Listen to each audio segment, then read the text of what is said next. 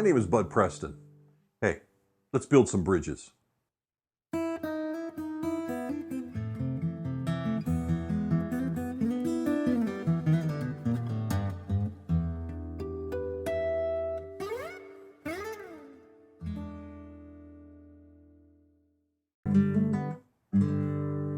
know, oftentimes in a musician's development, things will pop up. Hurdles, some problems that have to be bridged over and crossed. Sometimes valleys or gaps in knowledge that have to be obtained. It's not uncommon for me as an instructor to stop a class because someone's actually doing something great, and I have to point out that, hey, not only is that helping you now in this particular lesson plan, but it's also going to help you into your future. And we use what I call bridges to do something like that. Now I'm going to show you a video of a young student by the name of Ren. Ren learned a short practice piece. He came back the next week and he played it for me. And here's the video of Ren playing. Now can you spot any problems there? Some guitar players will spot it, but most of us will not. You see, Ren is placing his hands, I should say fingers, on the guitar while he articulates the song with his thumb. Now, what's the problem with that? Well, let me give you a good example. One of my friends had lost his eyesight as a young man, and if you go to his home and he offers you a cup of coffee, you're amazed at how he gets around. And he finally filled me in on what's happening. He says, there's things that are happening here that you can't see, and no pun intended. He said, when I go past my table, I brush the edge of the table. That tells me it's 2 paces to the countertop. If I touch the knob on the countertop, I know that the coffee machine is above the knob. Above the coffee machine is the cabinet that has all the accoutrements, the coffee and the sugar and things of that nature. So he's using reference points to get around. Well, Ren is actually doing the exact same thing. He's using these fingers placed on the top of the guitar as a reference point for his thumb to find the strings. What's the problem with that? Well, I think it's time to take you to the woodshed.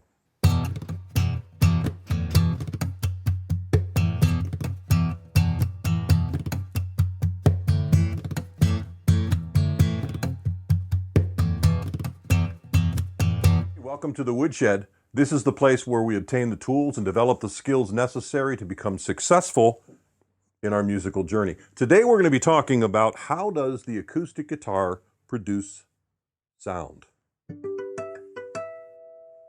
Let's take a look at how this acoustic guitar produces sound. When I pluck the strings, we hear the sound. But what's actually happening can be explained through math. If I were to pluck a string, you can see that string vibrate back and forth.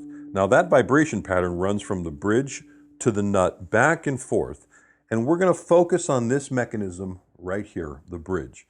I refer to this as an energy transfer mechanism. When we strum the strings, we create energy. That energy is transferred to the top of the guitar. This is what we refer to as the soundboard. The soundboard vibrates, it undulates back and forth. Have you ever seen a speaker where you remove the cover and the cone is puffing in and out?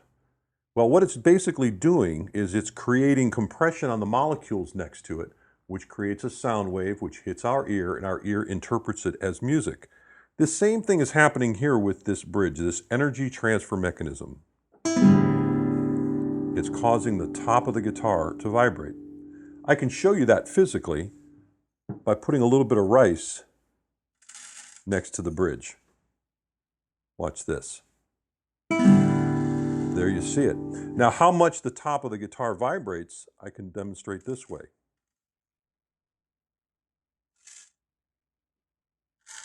Now notice, I hope I don't get any rice in there, I'll never get that out. Notice what vibrates the most, the rice closest to the bridge or the rice closest to the sound hole. You see, it's the rice closest to the bridge, the energy transfer mechanism.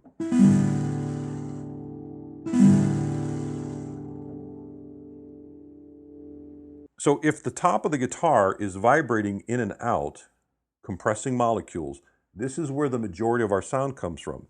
If I were to restrict the top from vibrating, something like this would happen. You see how I can restrict the top from vibrating? And that's what's happening when we place our fingers on the top of the guitar. We're restricting it. Aside from the fact that we also want to be able to use the fingers to articulate the strings, and we really can't do that if they're mounted to the guitar. Now, most people think that it's the hole in the guitar that creates the sound, and thus the name the sound hole. But actually it serves two purposes. One purpose that it serves is that it takes some mass away from the soundboard and allows it to vibrate more freely. Another thing that happens is that there are vibrations happening on the inside of the guitar. They kind of collide with each other and get muddled and real bassy and real tony. This is a bass port to allow those sounds to escape. And if you ever notice people recording an acoustic guitar, you'll see that a microphone is placed close to the bridge or close to the top of the guitar, but we never place a microphone in front of the sound hole because it gets too bassy and too muddled. They call that the proximity effect. So, in summary, a bridge is nothing more than an energy transfer mechanism. Just like we're going to be using bridges in our future videos as information transfer mechanisms. So if you're wondering why I don't practice what I preach, it looks like I put my hand on the soundboard all the time. Well, I can answer that very simply. This is not my guitar.